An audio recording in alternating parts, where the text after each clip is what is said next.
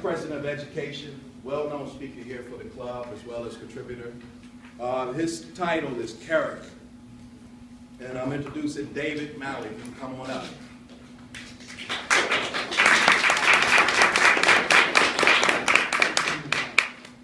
This has me down as an icebreaker. I don't know why. This is a 15, 20-minute speech. Every time I put in for a speech, it always puts me on as an icebreaker. Anyway, Toastmaster, guests, members, I have a wonderful speech for you today that I prepared. That's a motivational speech. It's an educational speech. It's a little bit edgy, but I think you'll like it. And I hope that it rings a bell with you, because it really rings a bell with me. It's how I feel about some very important things, very important people, very important subjects. And so with that, let's get on. The topic for today is character. So when we think about character, what is character? It's not Bugs Bunny. It could be, but what it really is character. What makes character important? A very famous and very great man that moved mountains one day, and his life will be remembered forever because of what he did, has a very famous quote. His quote was, "I have a dream that my 4 little children will one day live in a nation where they will not be judged by the color of their skin, but by the content of their character." So that was Martin Luther King Jr. One of his most important quotes, most read quotes, most referred to quotes, talks about character and how important it is, how it can make us stand out from one another. Character is so important that it can determine your life. The real definition of character is that mental and moral qualities distinctive to an individual. I'll read it again. It says, mental and moral qualities. Character is who we are, who and what we want to be. Character is also who we're going to date, who we're going to marry, where we're going to work, and it's actually what kind of life we're going to live. Most importantly, it defines what kind of person we are and the legacy that we leave. When everybody dies someday, unfortunately. Are you going to leave a legacy or not? That's your character. Another quote, character is perhaps the most important essence a person can possess, as it defines who a person is. That was by an unknown author. So we know that character is important. It can also be measured. According to the Josephson Institute Center for Youth Ethics, there are 6 pillars of character that determine what kind of character a person that is either living today or that lived has or had. 1 is trustworthiness. 2 is respect. 3 is responsibility. 4 is fairness.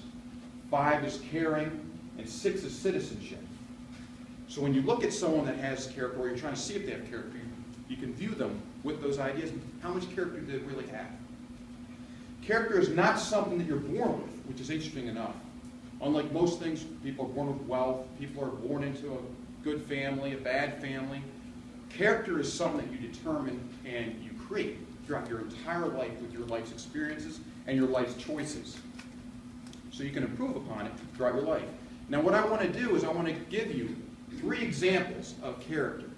There's going to be one that had unquestionable character, one that has questionable character, and one that had no character. The first one, back to the first quote I had earlier, this guy moved mountains. He was firebombed out of his house. He actually died for his cause. He was assassinated. That was Martin Luther King Jr. We all know he was a civil rights activist, pastor, and leader from the 50s and 60s. He moved mountains. He changed the world. 200 years from today, they'll still remember who he is, and his actions and what he did will continue on forever. He was awarded the Nobel Peace Prize in 1964. He is best known for using nonviolent civil disobedience. That's what he was all about. He wasn't about being violent and having outbursts or riots. He was about organization and about getting your point across, but doing it in a way that you didn't hurt anybody. Because when you do that, you can move mountains. He left this world basically penniless. Does everyone know that? He really did. He had no will when he died. Now, as to his character is unquestionable. He had it all and then some. When you go back to those pillars, all 6 of them, he met them to a T. He died in 1968 and his cause, or for his cause, and he created a legacy that will live forever. What can we learn from Martin Luther King? If you want to have great character, don't do it for the money. Do it for the greater good of mankind. So that's the first one. Second one, Joel Osteen. Does anyone know who he is? Is there anyone here that doesn't know who he is? You? He is a popular American prosperity preacher. He has current net assets of over $42 million. His character, questionable. And I'll get into why. He has been questioned about his theology and biblical beliefs numerous times on many news shows, from Larry King Live, Dan Rather a long time ago, all sorts of shows. And when he's questioned about his theories on religion, his philosophy, his beliefs, they're wishy-washy at best. He skirts around things. He skirts around issues. If you were to ask a Catholic priest, an imam, an Islamic imam, or a Baptist minister or pastor, what their theories are on how do you get to heaven? What is a lie? What determines a lie? What do I need to do to be saved? All those questions, regardless of the religion, what do you think would happen? That person can answer you correct. They've been trained in it, right? What does this individual, Joel Osteen, do? He swerves around it. I don't know. You have to ask God that. I'm not sure. You can actually see that on the internet, his answers to that. So when he preaches on controversial subjects. He doesn't know who's going to hell, doesn't think yet that you have to possibly accept Jesus Christ to get to heaven. That's not saying that I'm for one religion or another. I'm just saying his philosophy's here. And that was on the Larry King Live show. So what can we learn from him? First off, if someone in a religion is changing the words around of your Bible, Quran, Torah for their own profit or their own personal views, you should probably run, not walk from that. Second thing, prosperity preaching is big business. Make no mistake of it. There are many of these. Pat Robertson is supposed to have a net value of over $1 billion. These guys, T.D. Jakes, he was standing up last week in front of a congregation. He had 3 or 4 CDs in his hand. Buy my CDs, buy my sermon from last week. In the Bible, now I'm not preferring the Bible versus the Quran or anything else, but in all these books it says what? You have been given freely. You are to give freely. You're not to sit up there and use the pulpit or use the church or use the Islamic mosque or any of that for your financial gain. It's there to help other people. So keep that in mind when you see these guys on TV. Keep an open mind and look into them a little bit better. Do a little background on them. This is well researched for anyone that has one of these. If you look in the back, there's a bibliography in the back that has it listed, links you can go to find more information on this stuff. Now enough about him. Number 3, Kim Jong-un. Is there anybody here that doesn't know who this guy is? Everybody knows who he is? Just in case you don't, he's the current leader of North Korea. His estimated net worth is $5 billion. Now what's interesting is, in North Korea, the average North Korean, their net that they make over a year's time for their entire family is less than $1,000. They live in absolute poverty. He only lets you go into his country through a certain channel to see where the lights are on, the heat's on, things like that. If you go outside of that, you would see that they don't have electricity. They don't have heat. They don't have fresh water. They don't have any of this. And if you make a mistake and make a view against him, or your family were to leave the country, a family member of yours, your entire family is picked up and thrown into a concentration camp. And yes, they are equally as bad or worse than the concentration camps they had back during World War II in Germany. So when you hear about Dachau and places like that, North Korea has them, you just don't hear about them. If you are picked up and put in one of those, the soldiers that guard them are told to rape, murder, kill, abuse, whatever the people in there, because they're cannon fodder. You will never leave there.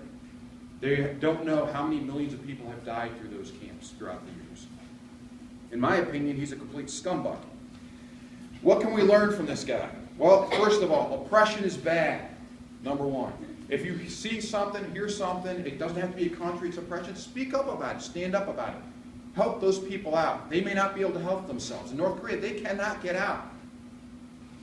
Learn about it. Education is the key. Martin Luther King once said, you want to change the world?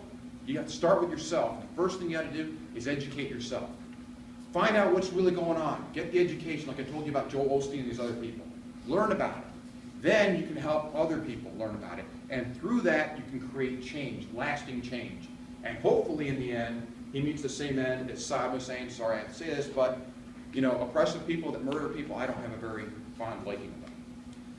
Now that we've seen 3 examples, one of a person with tremendous, unquestionable character, one with questionable character, and one that has absolutely no character, because if you go through those pillars of what determines character, he meets none of those qualifications whatsoever.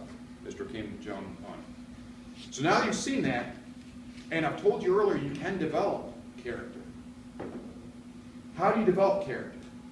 You develop it by reading good books. Yes, you can read books that are religious, the Bible, the Quran, the Torah. They will never tell you something wrong. You can also read great positive books. You can read books like Napoleon Hill's Think and Grow Rich. There's all kinds of books. It doesn't have to be just about money. It can be about helping people and about helping yourself. Do good deeds, but don't do them like most rich people or the affluent do. Do them for the good of doing it. In the Bible and in the Quran also, it says to give with your right hand and look with your left. In other words, give freely, but don't expect anything back, nor publicize it like a lot of these car dealers do, and they go out there and say, I gave $5,000 here. Look at me, look at me. So they get $50,000 or $100,000 free publishing from it. No. Don't do it for the publicity. Do it to help people. Route out the bad in your life, the negative influence, the people that are dragging you down, because that's what they're going to do. Keep promises that you make to others. Respect other people, whether it be their religion, their opinion, their views. I hope I didn't get anyone mad here tonight when I talked about Joel Osteen. I'm sorry if I did. I didn't mean to. I just need to get something across. Refrain from violence and are those that preach it. We have seen a lot of that lately. We see a lot of that in our world. What did Martin Luther King say a long time ago? Number one, he would be mad as hell today. Because of what? He does not want you to commit violence against other people to get your point across. Whatever your point is, whether it be that you're against anything, you can pick anything out there. You don't need to use violence. Use nonviolent methods. You can protest. There's nothing wrong with it. Get your word out. Get educated on it. If there's something you don't like going on, take a stand, but use nonviolent civic disobedience. Learn from the pillars of what I just told you about with character. Learn from what great character is. Do not misuse or abuse churches, mosques, or religion. Religion's an easy cop-out. If you want to be a great speaker, go for it. You can make as much money as you want in that world. You can be a great coach. But please don't do it with the church. That's just my opinion, but it shouldn't be that way. Church, religion should be free. In conclusion, character is the world's lens view of us and others. It's how the world sees you. Don't you want to see, or them to see you in a great light? We've gone over the definition of what great character is, right? Character is the mental and moral qualities that are distinctive to us as an individual. And you have the 6 pillars of character: trustworthiness, respect, responsibility, fairness, caring, and citizenship. So when you look upon yourself or you look at others, as Martin Luther King said, don't judge them by anything else. Judge them by their character. You'll be amazed at what you see. With that in mind, now that we know that character is important and how important it is and how we can improve upon it, we ought to take the time to take a look upon ourselves and see how our characters take ourselves to task. Where am I today? Because keep in mind, we don't live forever. I don't know if I wake up tomorrow or if I'm going to wake up a year from now or 5 years from now. We never know. My wife found out 2 months ago that she had a tumor removed, a 2-pound tumor. Then we got a call, I think it was 2 weeks ago, that originally was negative, now it's positive. And that happens. But life doesn't go on forever for everyone. But you know what you can do? You can have great character. A guy that died this past Sunday, anyone that watches football in here? Then you know who I'm probably talking about, right? Stuart Scott. Is there anyone here who doesn't know who he is? Stuart Scott died this past Sunday after a long fight with cancer. And his last words, instead of regrets or anything like that, was, when we die, it does not mean that we lose to cancer. You beat cancer by how you live.